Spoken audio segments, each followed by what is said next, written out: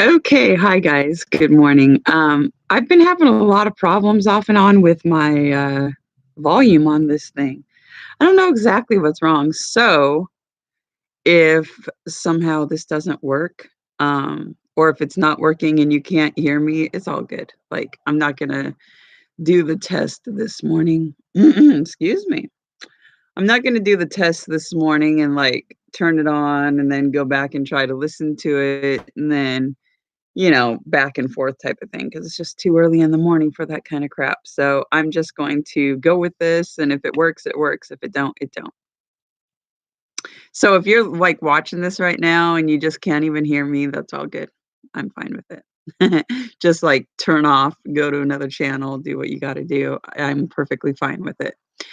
I just thought I would try to get this out about the theories about my grandmother and all that kind of stuff. But first, I wanted to tell you kind of a funny story because we all need a little laugh sometimes before we talk about a serious topic, right? So I thought I would tell you this story about April Fool's Day.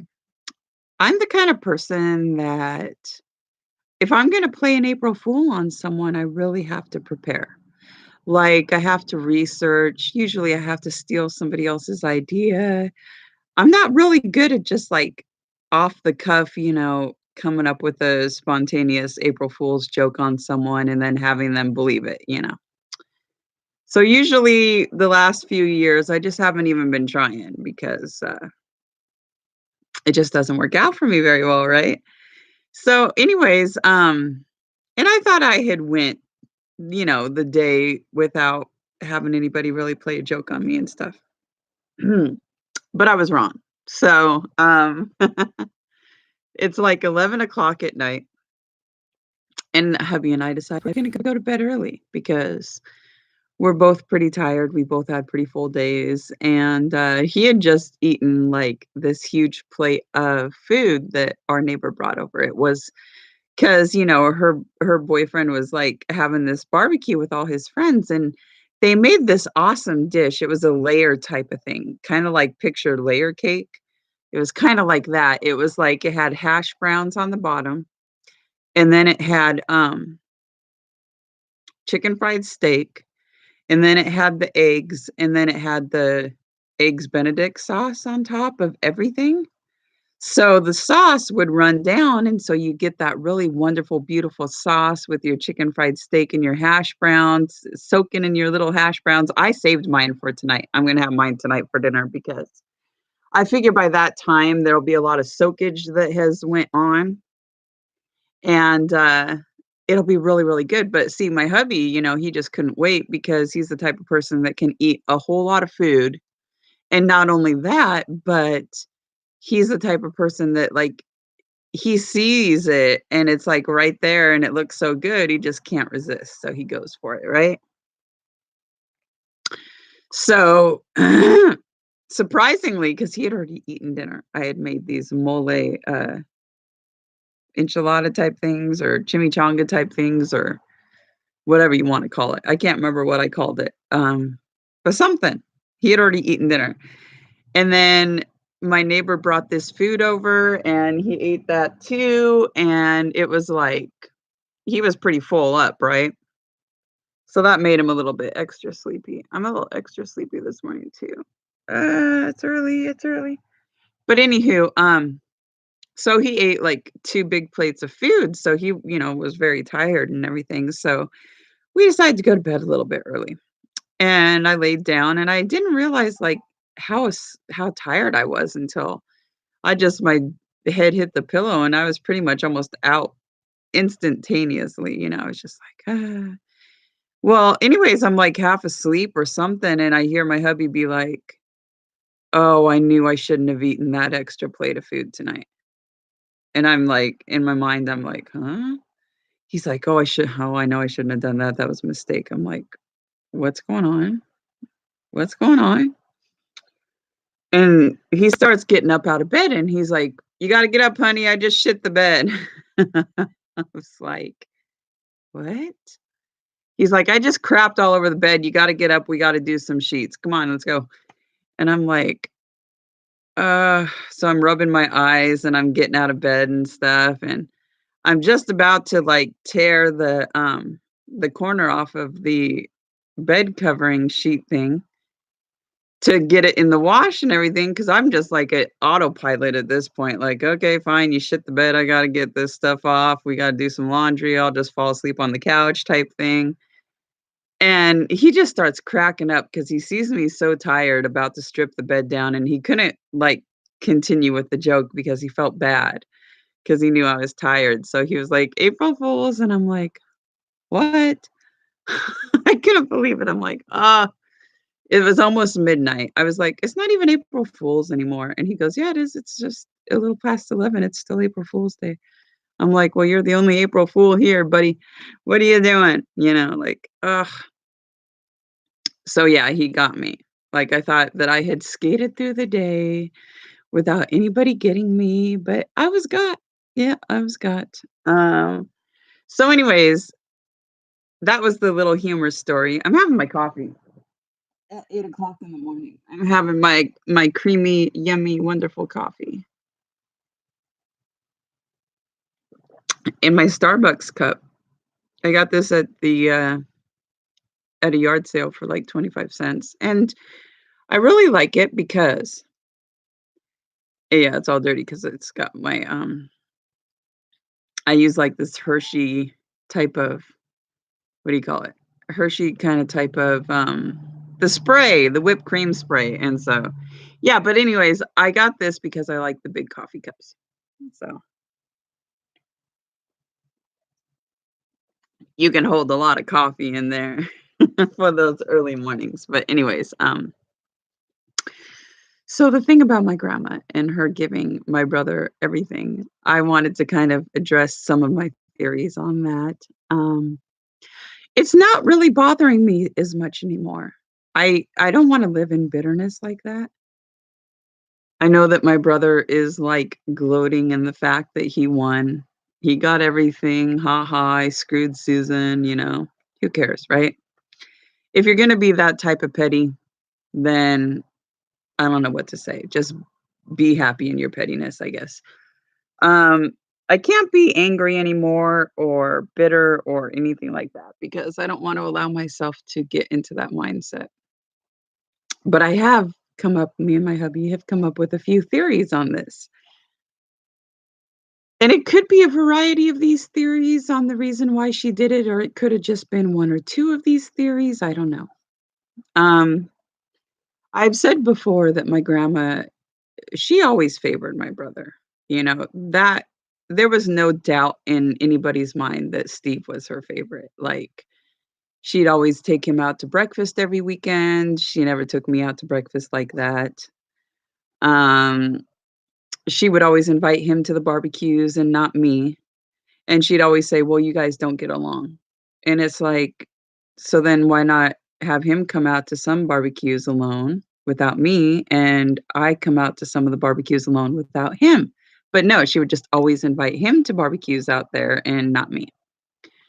So, for a long time, there's been a long history of her favoring my brother, um, and that was normal. You know, I was used to that. I think you kinda have a problem with your, between your heart and your head, because my head always understood that, my heart never did, but in my head and in my mind, I always knew that Steve was her favorite, and there was just nothing I could do to change her mind on that. That was just the way it was.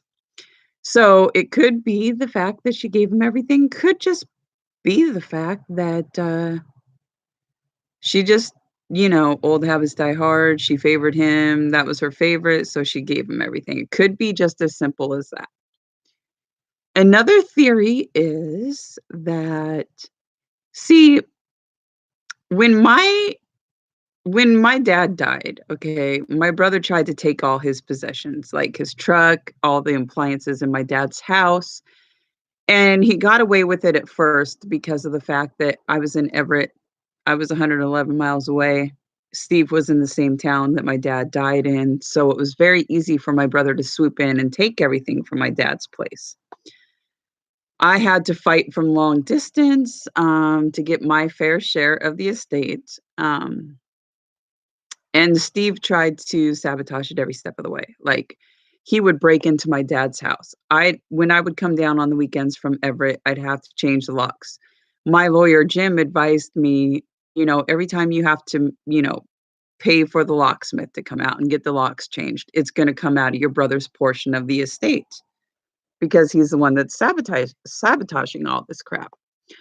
Um, After all was said and done, I got $50,000 from my dad's estate, and my brother got, like, 35,000 because of the fact that he had to pay for the car that he stole and some of the appliances, so that came in the locksmith and everything, so that came out of his portion of the estate that was half his, right?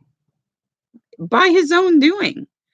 But, he's like a spoiled, rotten little brat, and so he was telling and he's spiteful, and he's also very vindictive, and he's a scam artist, and so he was telling my dad or my grandma and my mom that I got everything. That's what he said. That was his story that he was spinning. He told my grandma and my mom, "Yeah, Sue took it all from me. She got my dad's whole estate, and I got nothing." And my mom had even, asked me, she says, "You really got everything from your dad's estate?" And I said, "No." I said, "He got his, half minus the things that were taken out because he sabotaged his own self, but no." And I tried to explain to my mom, like, all I wanted was my fair share. I just wanted my half of the estate. Like, I wanted Steve to have his half and me to have my half and have everything be completely fair. 50-50. It's the way it should have been. But Steve, with his self-entitlement, he thought he should have it all. So when he didn't get it all, he tried to spin the yarn that, I took everything from him, he got nothing, blah, blah, blah. And that was simply not true. So theory number 2 could be the fact that my grandma still believed his story that I got my dad's whole estate. And my grandma could have said, "You know what? If Sue got the whole estate of her father's, I'm gonna give Steve all my estate." And that could have been the reason why she went to my lawyer, Jim Buzzard, to come up with a new will, is kind of like saying, "Oh, this is the lawyer that you used to screw Steve? I'll use the same lawyer to screw you." That's a very plausible theory because she kind of always did believe Steve's little stories, and that was her favorite, so she could have done it. "Shut up, Chico. Shut up, Chico." So she could have done it just to get me back, just to spite me, just to say, "Oh, you tried to hurt your little brother, huh? I'm not gonna let you get away with that, sweetie." Could have been that. My 3rd theory is this, and I think that this is kind of my final theory because there's other little tiny theories, but these are the 3 main ones that I'm bringing up. Theory number 3. My brother never did anything just for the kindness of his own heart. He never would help somebody unless there was something in it for him, as evidenced by my German grandma who had nothing and my brother never went to see her. My German grandma she got like $800 a month. She lived in a government subsidized apartment complex. Um, Where it's based on your wage, basically. She got $25 worth of food stamps a month, which is we always laughed about that, me and my German grandma. It's like, we'd always say, "I know old people might not eat as much as younger people, but I don't even think you can feed a dog for $25 a month." So we'd always laugh about the little dinky amount of food stamps that she got per month that didn't go anywhere, basically. It's like my grandma would be like, "Why even bother?" You know? $25, woohoo! And that's supposed to feed me for a month? Are you serious? Like, yeah, it was ridiculous. So, because of the fact that my grandma just had enough money to pay her bills, and that was basically it, maybe an extra $20 a month extra, but she had nothing. And because of that, she didn't have anything to give to Steve, so he never went to see her. Like, what's the point of going over and trying to help her? He's not gonna get paid for it. Why would you even do it if there's no monetary gain for doing it? My grandma Mamie, however, she had a good job working for the state. She had a good retirement. She worked in the Department of Corrections. Um, and also they had the 15 acres that was worth all the money that the estate is worth, about 300,000, because their house was pretty run down. It wasn't worth anything, but the 15 acres that they had, yeah, that was worth something. So, theory number 3 is that my grandma, yeah, Steve might have been her favorite, but she kinda also knew that he was all about the money. So she just might have clearly thought, "I need some help on the farm here. Bob's dead." And this is another thing that gives credence to this theory is the fact that the will was changed after my grandpa Bob died, okay? So she might have just thought, maybe Susan, because I offered to help her. I kept on saying to her, "Do you want me to come out and help you?" Because I was thinking like housework or, something like that. I'd always say, "Do you want me to come out and help you?" And she'd say, "No, I got it covered." And I'd be like, "Okay." So my theory is that maybe she could have just said, "You know what? I know Steve's all about the money, but I need help. My husband's dead. I've got this big farm. I need Steve to bring in the wood for the fire. I need Steve to mow the lawn. I need Steve to do like manly work around the farm." So it could have been just an agreement. Like, you help me until I die and I'll give you everything. Cause she might have been thinking of just pure survival. Like, I gotta survive this. I need help. I can't do this on my own. And Steve will do it if he gets the right price. And she might have just thought, when I'm dead, I don't care. I don't care if I screwed Sue. I won't care about nothing. But I gotta think about survival right here and now. So I think that that also is a very plausible theory that she was just thinking about just merely surviving.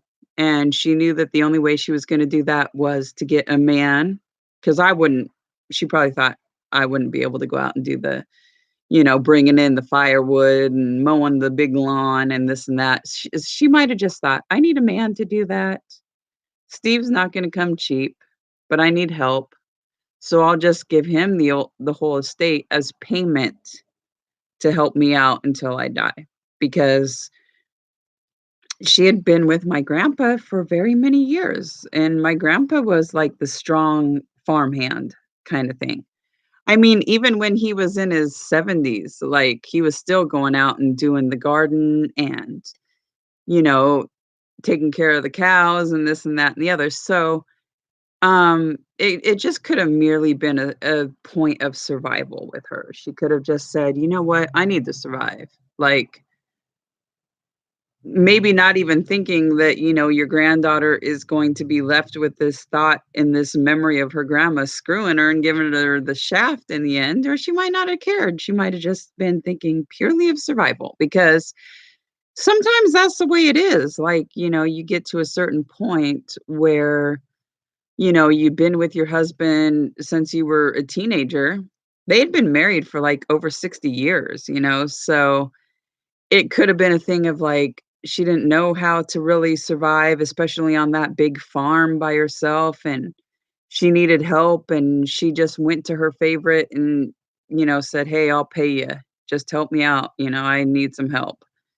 Could have been something like that. It might not have even been something like she purposely tried to screw me. She just might have merely said, "I gotta survive. I gotta get through this somehow, so I'm gonna need some help?"